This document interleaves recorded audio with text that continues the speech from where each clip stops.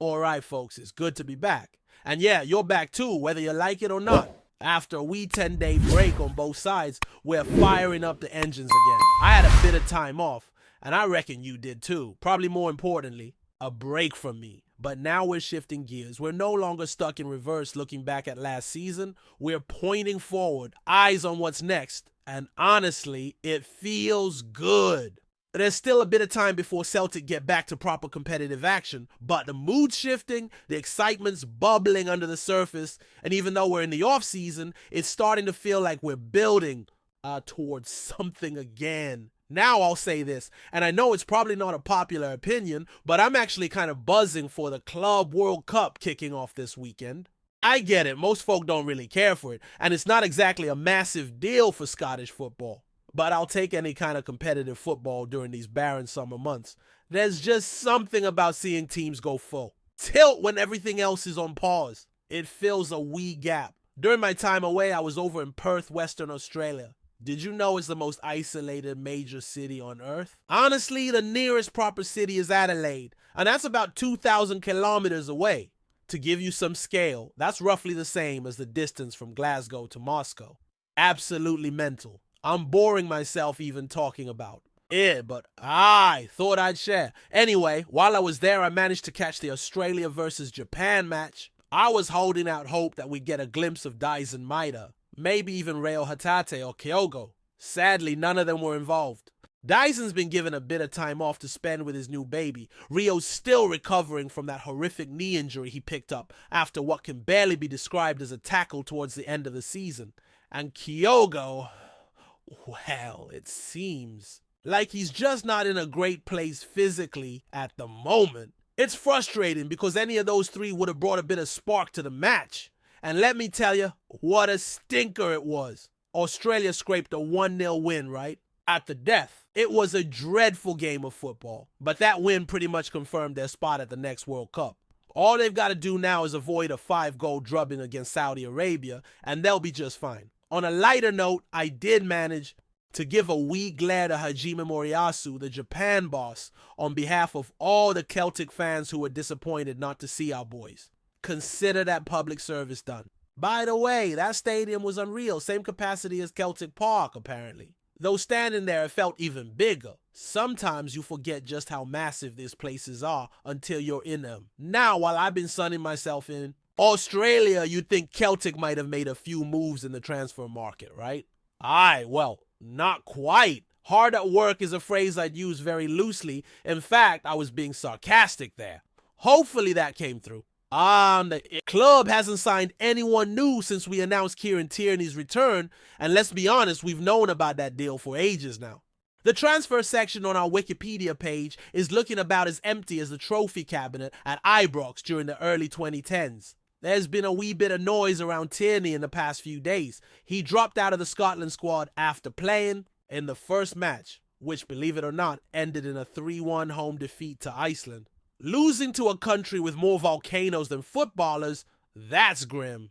After that, Tierney pulled out of the squad. Now, given his injury history, anytime you hear the words Kieran Tierney and injured in the same sentence, alarm bells go off. But from what Steve Clark said, it doesn't sound like anything serious. Apparently, Tierney came into the camp with a niggle from the end of the season with Arsenal, and the plan may have been to only play him in one match anyway. Now he's resting up and should be back at Lennox Town in a few weeks. Hopefully nothing more to it. In terms of outgoings, Scott Bain's gone. We knew that was coming. He's joined Falkirk. And from what I've heard, there was some collaboration between Stevie Woods and John McGlynn to help get that one over the line. Another name out the door is Joey Dawson, who's gone back to Scunthorpe United, the club we signed him from back in 2021. He made just one appearance for Celtic, and I'll test your memory here. Remember that bizarre closed-door match against St. Johnstone around Boxing Day in Ange's first season? That was the one. Kyogo got injured early in that match, and Dawson had to come on. No idea where Giacomakis was at that point. Probably injured too. Anyway, Dawson never featured again, and now he's gone. We wish him the best, as we always do. Now, let's talk rumors, because what's summer without transfer gossip, eh? I've not missed much while I was away. Most of the Celtic channels and websites have covered the usual speculation. But one name that has emerged with a bit more substance is Callum Osmond. Now, first though, should Celtic be signing players who don't even have a Wikipedia page? I'll let you make up your own mind on that one. But apparently, if this move happens, someone better get busy editing because the lad's name is going to be on everyone's lips soon enough. So, what do we know about Osmond? Well, reports have come out from several outlets saying we're close to bringing him in on a free transfer from Fulham. The story goes that Fulham offered him a new deal, but he wants to move on. He's part of their under-21 squad that plays in Premier League 2, so he's never actually played a senior minute for Fulham. That might raise a few eyebrows, but let's dig a bit deeper. He's only 19, still raw, but Fulham fans seem genuinely gutted at the thought of losing him. They're asking, what's the point of an academy if we never play our best young players? Sound familiar? It's exactly how we feel when our academy lads get overlooked. So from that angle, it's encouraging. The last time we signed a young player from Fulham on a free transfer, it was Moussa Dembélé in 2016.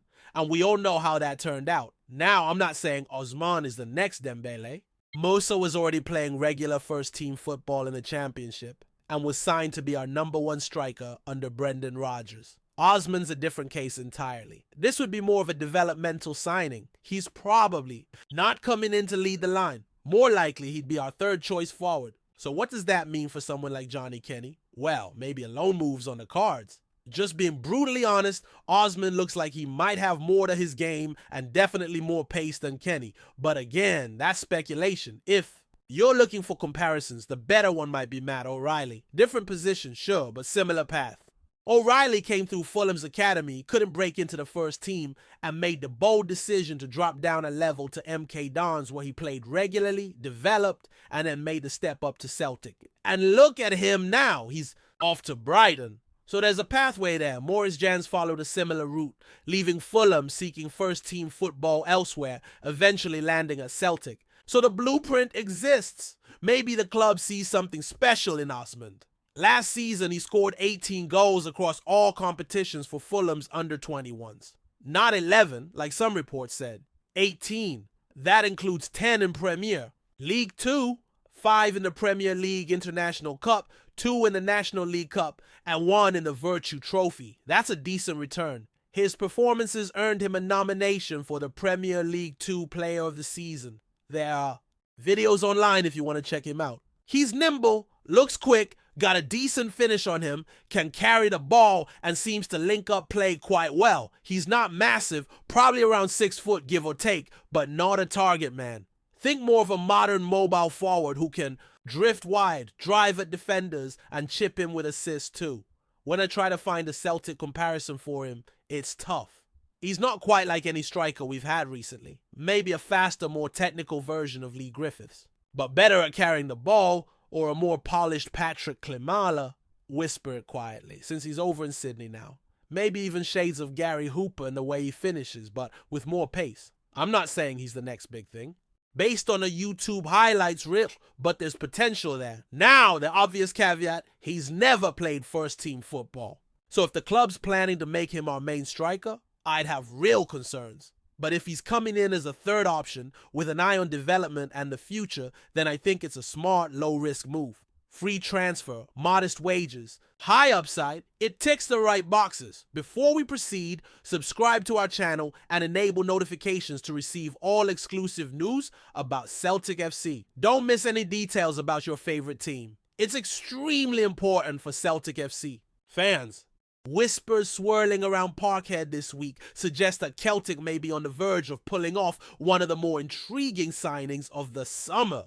Serbian youngster VELJKO MILOSAVLJEVIC is reportedly set to put pen to paper on a 4-year deal with the Hoops, a move that has sent the rumor mill into overdrive among fans and pundits alike. The 20-year-old attacking midfielder, who's made waves in the Serbian Superliga with his eye for a pass and knack for a long-range screamer, has been quietly rising through the ranks of Balkan football. And while no official word has come out of Lennoxtown or Belgrade just yet, insiders close to the deal are whispering that the agreement is all but signed. A 4-year commitment that could see Milosavljevic don the famous green and white sooner rather than later. Some say the club's scouting department have been tracking the lad for over a year, impressed by his performances in domestic competition and his potential as a long-term asset. He's been described as a creative spark, comfortable on the ball and unafraid to take risks. Traits that would make him a valuable addition to Brendan Rodgers' midfield options. Of course, as is always the case during the summer window,